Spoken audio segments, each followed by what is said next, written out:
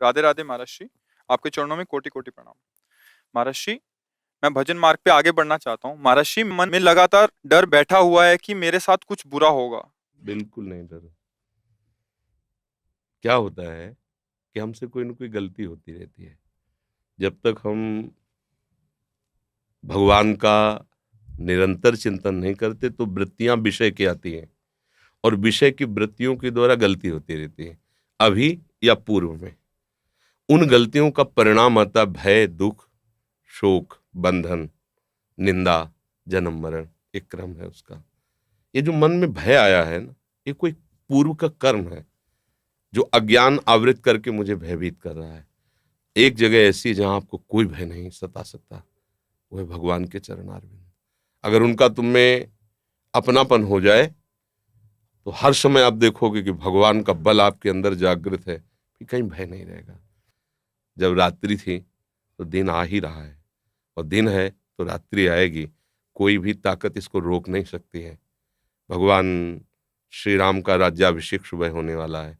पूरी अयोध्या आनंद से मगन है, और सुबह उनको 14 वर्ष का वनवास हो जाता है। पूरी अयोध्या में शोक छा जाता है। तो हम डरे क्यों? हम प्रभु के बच्चे हैं, प्रभु के अंश हैं हम, फिर हमें डर क्यों लग रहा है?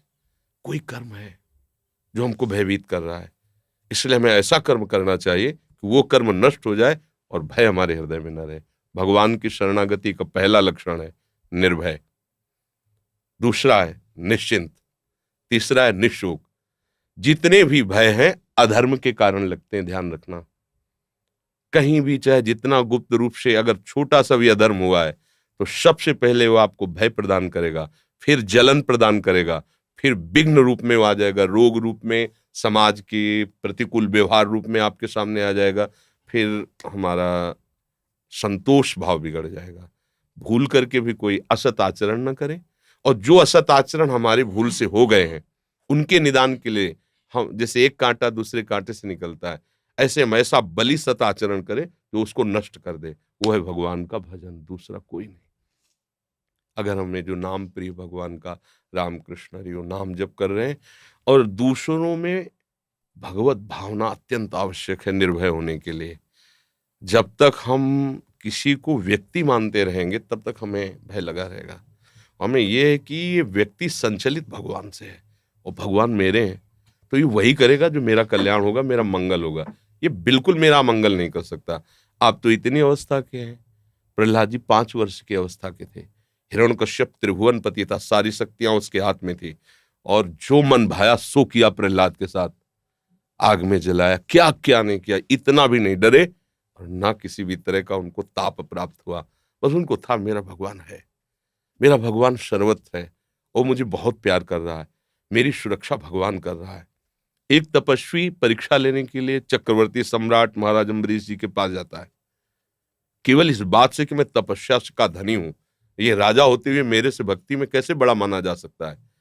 परीक्षा के लिए गए और उनसे चूक हो गई। इतने महाभागवत को उन्होंने दोष ना होने पर दोषारोपण कर दिया। वो एक आगे कथा है लंबी, और कृत्या उत्पन्न कर दी। एक कदम पीछे नहीं हटे अम्बरीश जी, ऐसे ही खड़े रहे, क्यों? उनको पता है मैं भगवान का हूं, सब में भगवान की सामर्थ्य है। अगर ये कृत्या का विधान भगवान ने किया मुझे नष्ट करने को, नष्ट कर सकती, अन्यथा नहीं। क्या हुआ? सुदर्शन चक्र प्रकट हो गया, कृत्या को नष्ट किया, और दौड़ा करके पूरे त्रिभुवन में जलाया। दुर्वासा जी को मारा नहीं, क्योंकि वो भी भगवान के जन थे। हमें अगर भगवान पर विश्वास हो जाए और ये भावना हो जाए कि सब भगवान की शक्ति से संचलित है। देखो, प्रभाव अलग अलग हो सकता है यंत्र का, लेकिन बिजली तो एक ही है। हीटर में, कूलर में, चाहे वो शीतलता प्रकट करे, वह गर्मी प्रकट करे, या कोई कार्यरत हो या अकार्य, बिजली तो बिजली है। ऐसे ही कोई दुष्ट स्वभाव वाला है या अच्छे स्वभाव वाला है, वह या क्रियारत है या शांत है, सब में भगवत तत्व विराजमान है। हमें ये बात आ जाए कि तुम निर्भय हो जाएंगे, निश्चिंत। मेरे पास जो कुछ है वो कितना है? इतना छोटा सा है। अनंत ब्रह्मांड है। उन ब्रह्मांडों को रचने वाले भगवान को कितना समय लगा है ब्रह्मांड रचने में? इतना। इसे निमेष कहते हैं। इतना निमेष, भ्रकुट विलास, इतना भ्रकुटी विलास सृष्टि लय हुई, इतने समय में रच गया है। तो मेरे मालिक हैं, अगर किसी कारण से मेरा पद जाता है, मेरा प्रभाव जाता है, मेरी संपत्ति जाती है, मेरी अनुकूलता जाती है, तो मेरे स्वामी 1 सेकंड में इससे बड़ी अनुकूलता दे देंगे। मसका ही करें बिरंचियज अजय मसकते, वो ब्रह्मा को मच्छर बना सकते हैं, मच्छर को ब्रह्मा बना सकते हैं। जो चेतन को जड़ करे, जड़े करे चैतन्य। जब इस बात पर विश्वास होगा तो आप निश्चिंत हो जाएंगे और आप कभी शोकित नहीं हो सकते, क्योंकि आपके पास जैसे पारसमणि मिल जाए तो किलो 2 किलो सोना चोरी हो जाए तो आपको शोक नहीं होगा, क्योंकि आप उससे जितना चाहो बना सकते हो। ऐसे भगवान अपने हो गए, भगवान से हमारा संबंध हो गया, तो त्रिभुवन की राज्य लक्ष्मी जाने पर भी आपको शोक नहीं होगा, क्योंकि माँ लक्ष्मी उनके चरणों को सहलाती रहती है। वो प्रभु मेरे यार हैं, मेरे मित्र हैं, मेरे गुरु हैं, मेरे पिता हैं, मेरी आत्मा है।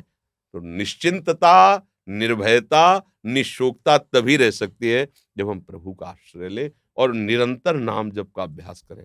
अंदर ही अंदर जो नाम आपको प्रिय हो वो स्मरण करते रहें और कभी दूसरे का अहित ना होने दें। भगवान ने जो आपको सेवा दी, जो आपको पावर दिया, वो भगवान का पावर है। आप उसका प्रयोग करके भगवान की पूजा कीजिए। अगर लगता है ये अधर्म है तो चाहे कोई मारे भले हमें, हम उसका साथ नहीं देंगे। अगर लगता है धर्म है तो चाहे कोई मारे हमें, हम उसका साथ नहीं छोड़ेंगे। इसमें भगवान प्रसन्न हो जाते हैं। भगवान धर्मो रक्षति रक्षता, जो धर्म की रक्षा करता है धर्म। अब अपने लोग क्या हो गए हैं, हमारी बुद्धि जो है वर्तमान के सुख भोगों में इतना आसक्त हो गई कि इन सब बातों की तरफ, वो तो भगवान की आपके ऊपर कृपा है जो आप ये प्रश्न करके समझना चाहते हैं। नहीं, पदाधिकार और विषय सेवन और प्रगट में वर्तमान भोगों की बाहुल्यता में सुख बुद्धि, ये इस मार्ग की तरफ चलना ही नहीं चाहती। वर्तमान की प्रभुता में ही डूबी रहती है। फिर उसका भविष्य बहुत गिरा हुआ होता है, क्योंकि अगर हमारे सत आचरणों के प्रभाव से पद मिला है, सेवा मिली है, और अगर हमने सत आचरण अब संग्रह नहीं किए तो पूर्व के खत्म हो जाने के बाद हमारी गति खुद हम देख लेंगे कि हमारा निर्णय क्या होगा। ये टिकाऊ नहीं है, न ये शरीर टिकाऊ है, न ये पद टिकाऊ है, न ये संपत्ति टिकाऊ आपके पास जो है। ये कभी किसी और की थी, ये पद किसी और का था, कल किसी और का होगा। ये सृष्टि का क्रम है। आपको सेवा मिली है, सेवा कर लीजिए और स्वामी को प्रसन्न कर लीजिए, तो ऐसा पद मिलेगा जो कभी परिवर्तन नहीं होता। वो उनके चरणारविंद है, उनका सानिध्य।